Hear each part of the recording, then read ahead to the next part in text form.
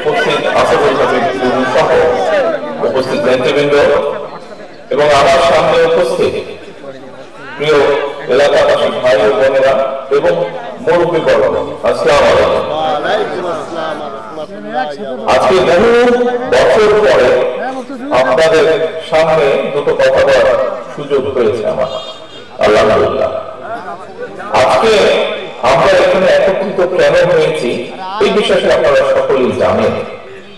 আজকে আমরা এখানে সকলে একত্রিত হয়েছি আমাদের ভাই গোলাম রাব্বানী, তার সাথে কি হয়েছে, কিভাবে এই মানুষটিকে হত্যা করা হয়েছে, কিভাবে তার পরিবার নির্যাতিত হয়েছে, এই সকল কিছু আপনারা জানেন, কারণ আপনারা এই এলাকারই মানুষ। এই যে গোলাম রাব্বানীকে হত্যা করা হয়েছে, গোলাম রাব্বানী ছিল একজন নয়। গত 16 বছর যেই স্বৈরাচার বাংলাদেশ থেকে পালিয়ে গিয়েছে গত অগাস্ট মাসের 5 তারিখে, সেই স্বৈরাচার গত 16 বছরে সারা বাংলাদেশে এইরকম হাজারো গোলাম রাব্বানীকে হত্যা করেছে, লক্ষ লক্ষ পরিবারকে নির্যাতিত করেছে। শুধুমাত্র পালিয়ে যাওয়ার কদিন আগেও, পালিয়ে যাওয়ার 1 সপ্তাহ আগেও থেকেও সেই পলাতক স্বৈরাচার প্রায় 2000-এর মতন মানুষকে হত্যা করেছে। পালিয়ে যাওয়ার কয়েকদিন আগেও ক্ষমতা ধরে রাখতে প্রায় 30,000-এর কাছাকাছি মানুষকে সে বিভিন্ন ভাবে জখম করেছে, বিভিন্ন ভাবে নির্যাতন করেছে।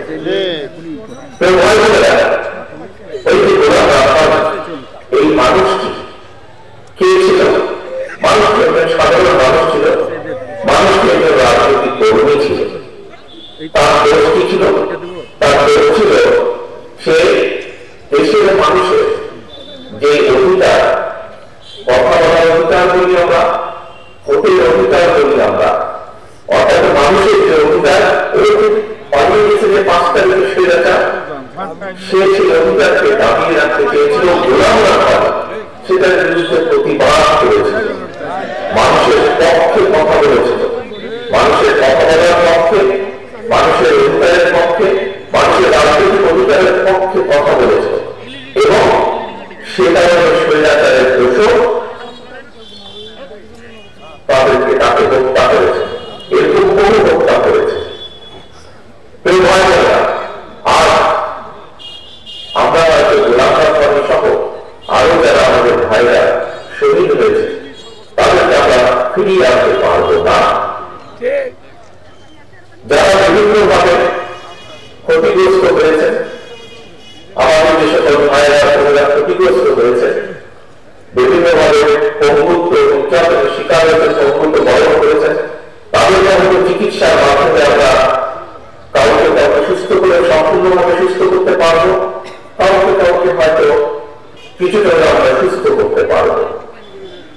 যে পরিবারগুলো বিভিন্নভাবে ক্ষতিগ্রস্ত হয়েছে, আপনারা সহ বাংলাদেশের মানুষ যাদের পক্ষে সম্ভব, সেই মানুষগুলো যদি এই পরিবারগুলোর পাশে আমরা যার যতটুকু সামর্থ্য আছে তা নিয়ে যদি আমরা পাশে দাঁড়াই, তাহলে সেই পরিবারগুলো আগামী যে কয়েকদিন বেঁচে থাকবে কিছুটা হলেও ভালো থাকবে। প্রিয় ভাইরা, আজ স্বৈরাচার পালিয়ে গিয়েছে, বাংলাদেশের মানুষ এখন স্বৈরাচার মুক্ত। এখন সামনে আমাদের আরেকটি বড় যুদ্ধ। কি সেই যুদ্ধ? যেই সংগ্রাম, যেই আন্দোলন বিগত 16 বছর যাবত এই দেশের মানুষ, বিশেষ করে রাজনৈতিক দলগুলো, নেতাকর্মীরা করেছিল মানুষের সহযোগিতা নিয়ে, মানুষের সমর্থন নিয়ে, সেই অধিকারকে, যে অধিকারকে প্রতিষ্ঠিত করার জন্য, সেই অধিকারগুলোকে পর্যায়ক্রমিকভাবে আমাদের এখন প্রতিষ্ঠিত করতে হবে। এই গোলাম রাব্বানীরা যারা শহীদ হয়েছে, যারা নিজের জীবন দিয়েছে, তাদের লক্ষ্য কি ছিল?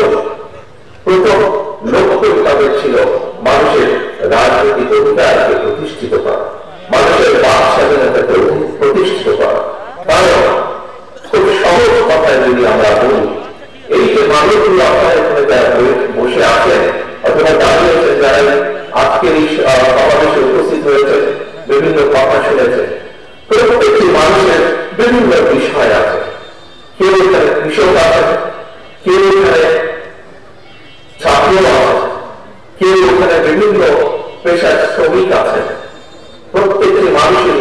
বিভিন্ন বিষয় আছে। এখন এই মানুষগুলো বিভিন্ন রকম বিষয়ের মধ্যে বিভিন্ন রকম সমস্যা আছে। এই সমস্যাগুলো বেকার আছেন, বহু শিক্ষিত বেকার হয়ে এখানে বসে আছেন, আপনাদের কর্মসংস্থান দরকার। বহু কৃষক আছেন, কৃষির বিভিন্ন সমস্যা আছে, পানির সমস্যা, বিদ্যুতের সমস্যা, বিভিন্ন রকম সমস্যা আছে। সেই সমস্যাগুলো সমাধান করবে। প্রাইমারি স্কুলের শিক্ষক বা হাই স্কুলের শিক্ষক আছেন, শিক্ষকদের বিভিন্ন সমস্যা আছে, বেতন সমস্যা আছে, স্কুলের চাল নামানোর সমস্যা আছে, সেগুলো ঠিক করা প্রয়োজন। ছাত্র ছাত্রীরা আছেন, তাদের বিভিন্ন শিক্ষা উপকরণ সহ বিভিন্ন বিষয় থেকে সমস্যার সমাধান করা প্রয়োজন। সামগ্রিকভাবে এলাকার মানুষের বিভিন্ন রকম অসুবিধা সুবিধা থাকতে পারে। এই সুবিধা অসুবিধাগুলোকে দূর করতে হবে আমাদের, এবং এই সমস্যা যদি সমাধান করতে হয়, কৃষকের সমস্যার সমাধান যদি করতে হয়, সমস্যা অন্তত কমিয়ে উত্তর যদি গ্রহণ করতে হয়, শিক্ষা যদি সমস্যা কমিয়ে উত্তর গ্রহণ করতে হয়, এই জাতীয় মানুষ আপনার এখানে আজকে উপস্থিত হয়েছে, প্রত্যেকটা মানুষের স্বাস্থ্য সংক্রান্ত বিষয় আছে, গুরুত্বপূর্ণ বিষয় জীবনে। এই মানুষগুলো যদি স্বাস্থ্য সেবা কম বেশি নিশ্চিত করতে হয়, যাতে করে একটা মানুষ, সে নারী হোক পুরুষ হোক, যে কোনো বয়সের মানুষ, সে যদি অসুস্থ হয়, সেই মানুষটা যাতে ঠিক মতো ডাক্তারের পরামর্শ পায় বা চিকিৎসা পায়, ঠিক মতো যাতে ওষুধ দিতে পারে, এরকম অনেক কিছু বিবেচনা যদি করতে হয়, তাহলে এই সমস্যাগুলো সারা দেশেই কম বেশি মানুষের আছে। দেশের বহু সমস্যা আছে, এই সমস্যাগুলো পর্যায়ক্রমিকভাবে আমাদের সমাধান করতে হবে। এখন এই সমাধানগুলো করতে হলে নিশ্চয়ই কাউকে তো থাকতে হবে যারা আপনাদের এই সমস্যার সমাধানগুলো কথা তুলে ধরতে পারে।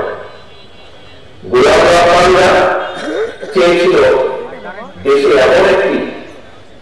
এমন একটি সিস্টেম দেশে থাকুক, এমন একটি ব্যবস্থা দেশে ধীরে ধীরে গড়ে উঠুক, যাতে করে আপনাদের সমস্যাগুলো, এলাকার মানুষের সমস্যা, সমগ্র দেশের গ্রামে গঞ্জে শহরে ছিটিয়ে থাকা হাজার কোটি লক্ষ কোটি মানুষের যে সমস্যা, সেই সমস্যাটা নিয়ে যাতে কিছু মানুষ কথা বলতে পারে এবং সরকার যদি ব্যর্থ থাকে দেশের মানুষের সমস্যাগুলো সমাধান করা, মানুষের কথা বলবে, সেই কথাগুলো যাতে ঠিকভাবে বলতে পারে এবং সেই কথাগুলো যাতে যেখানে পৌঁছানো উচিত সেই পর্যন্ত পৌঁছাতে পারে।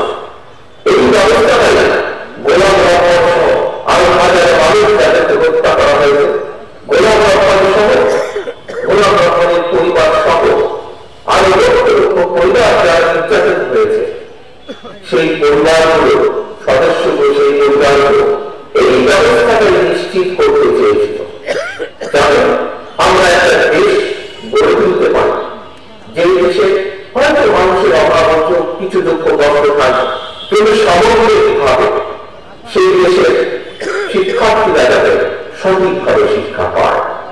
সামগ্রিকভাবে একটি দেশ গড়ে তোলা, যে দেশের কৃষকরা হয়তো সব সমস্যার সমাধান পাওয়া যায় না, তারপরেও কৃষকরা যাতে সময় মতো বীজ সার পায়, একটি স্বাভাবিক মূল্যের মধ্যে যাতে বীজ সার পায়, যাতে কৃষকরা তাদের পূর্ণদ্রব্য একটি স্বাভাবিক মূল্যে বিক্রয় করতে পারে।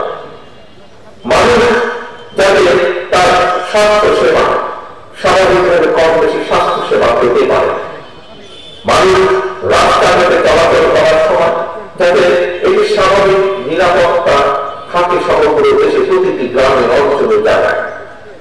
এইরকম একটি বাংলাদেশ আমরা গড়ে তুলতে চাই। প্রিয় ভাই বোনেরা, গোলাম রহমানরা তাই চেয়েছিল, সেই কথাগুলি বলতে চেয়েছিল, কিন্তু সেদিনটা সেই শৈলাচার গোলাম রহমানদের কথা বলতে দেয়নি, গোলাম রহমানদের কথা শুনতে চায়নি।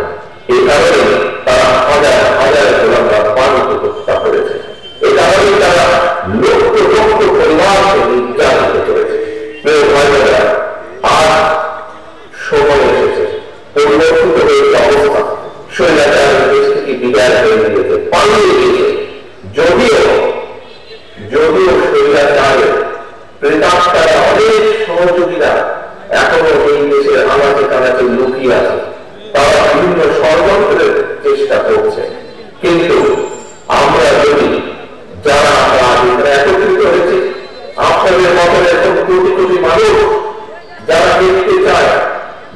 বাংলাদেশকে একটি স্বাভাবিক অবস্থার মধ্যে, যেখানে যেখানে একজন বেকার যুবক শিক্ষিত হোক, অল্প শিক্ষিত হোক, অল্প শিক্ষিত হোক, একজন বেকার যুবককে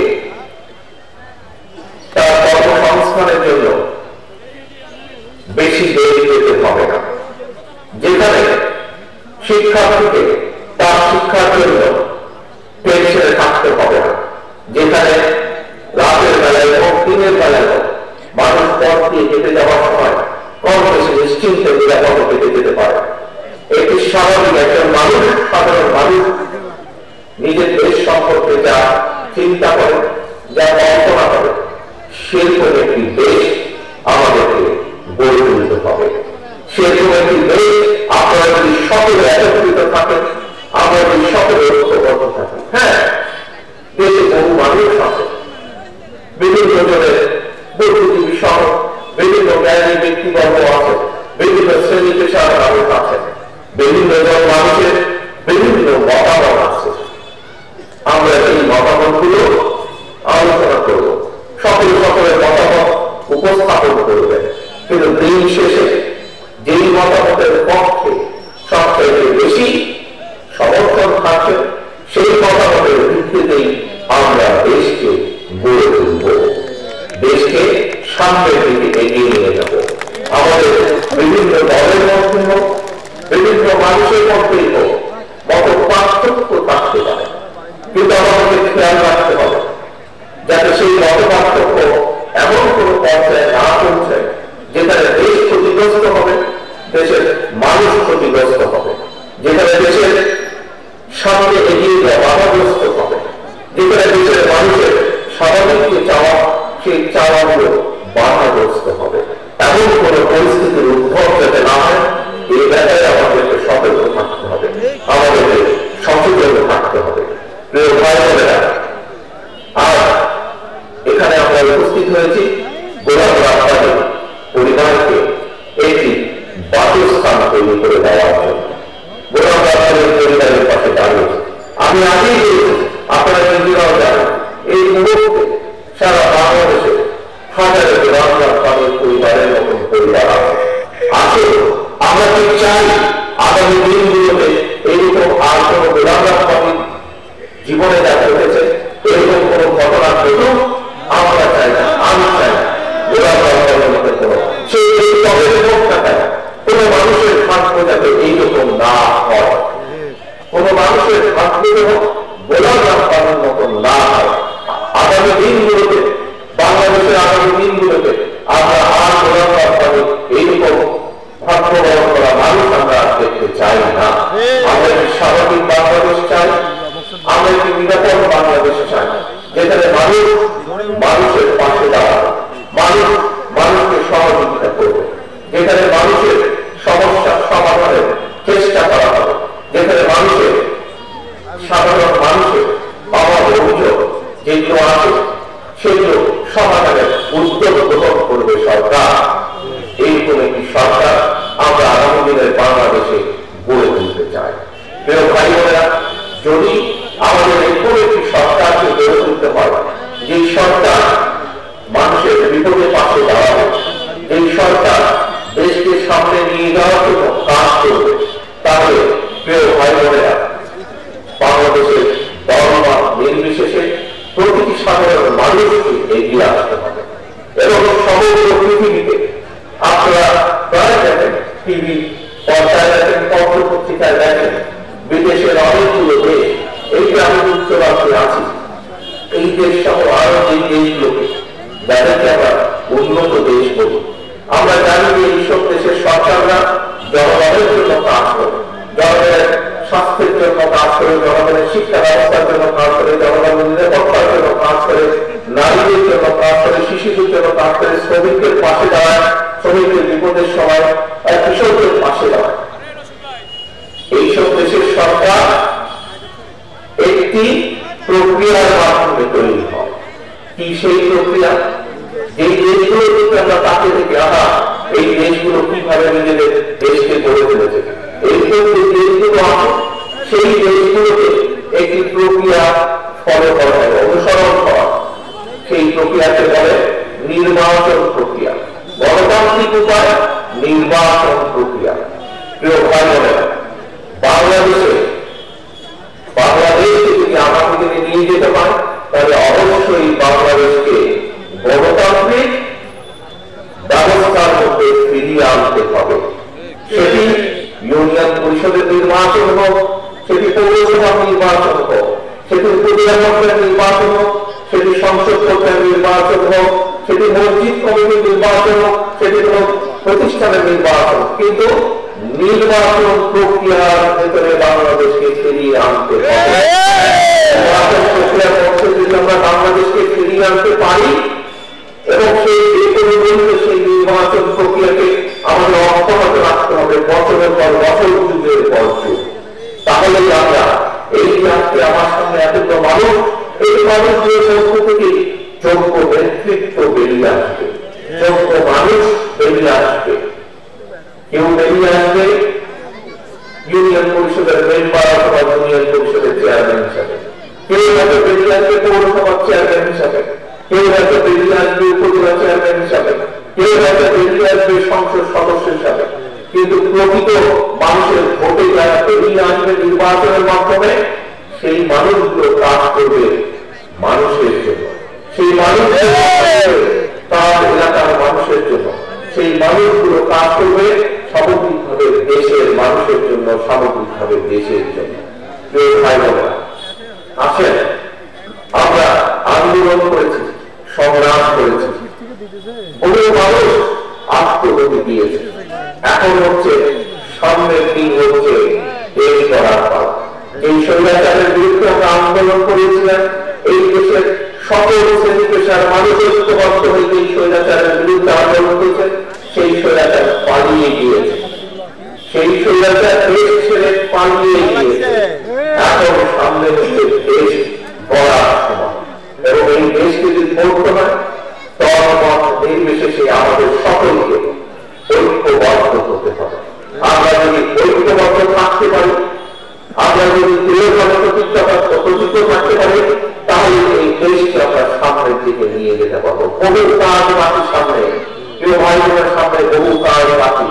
এই দেশে ফসলের উৎপাদন বাড়তে হবে, এই দেশের খাল খনন করতে হবে, এই দেশের বন্য ব্যবস্থা দূর করতে হবে, এই দেশের শিক্ষা ব্যবস্থাকে ঠিকভাবে ভেবে সাজাতে হবে, এই দেশের যুবক যারা আছে, বেকার যুবক যারা আছে, তাদের কর্মসংস্থানের ব্যবস্থা করতে হবে, এই দেশে মিল ফ্যাক্টরি করে তুলতে হবে, বহু রাস্তা কারখানা আছে সেগুলো ঠিক করতে হবে। বহু কাজ বাকি আছে, এই দেশের মানুষের স্বাস্থ্য সেবা করে তুলতে হবে। এই দেশে সেই জন্যই আমরা বলেছি যে আমরা কাজ করতে চাই। এই দেশের গ্রামীণ পরিবারগুলো, প্রান্তিক মানুষের পরিবার, কৃষক সহ সকলকে একটি অবস্থার মধ্যে আনতে হবে যেখানে কৃষক তার মতো তার সহযোগিতা পাবে রাষ্ট্রের পক্ষ থেকে। আমরা এই পরিকল্পনা আমরা করেছি, সেই জন্যই এর আগে দেখেছেন এখানে বক্তারা বলেছেন যে আমরা দেশের মানুষের সামনে 31 দফা নেবে, 31টা দফা দিয়েছি। নিশ্চয়ই এই 31 দফার কথা কম বেশি আপনারা শুনেছেন না আপনারা?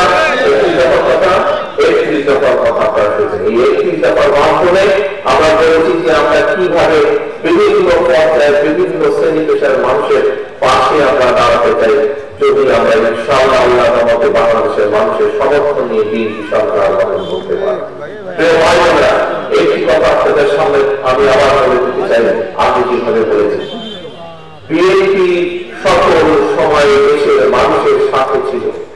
বিএনপির সবচেয়ে বড় শক্তি জনগণ, এই জনগণের সাথে বিএনপি থাকতে চায়। বিএনপি যখনই সুযোগ পেয়েছে অতীতে প্রতিবার আপনারা দেখেছেন কিভাবে বিএনপি আপনাদের পাশে থাকার চেষ্টা করেছে। হয়তো আমরা সকল সময় 100% সফল হতে পারিনি বিভিন্ন কারণ, কিন্তু আমরা কখনো জনগণের পাশ ছাড়ি। আমাদের সকল ক্ষমতার উৎস জনগণ, এই কথাটা আমরা বলি, রাজনৈতিক সকল ক্ষমতার উৎস আমাদের জনগণ। আমরা সকল সময় চেষ্টা করি জনগণের পাশে থাকতে, জনগণের পাশে থেকেই জনগণকে পাশে রাখতে। তাই প্রিয় ভাই বোনেরা, আসুন আজকে আমরা প্রতিজ্ঞা গ্রহণ করি। আজকে এই যে আমরা আপনাদের পরিবারের একটি ঘর করে দিলাম, আমরা প্রতিজ্ঞা করি যে বাংলাদেশে আমরা আর গোলামী যা হয়েছে তার সাথে যা করা হতে থাকে, যেভাবে হত্যা করা হয়েছে, এইরকম হত্যাকাণ্ড আমরা বাংলাদেশে ইনশাআল্লাহ ভবিষ্যতে দেখতে চাই। পরিবার এই দিয়ে যান।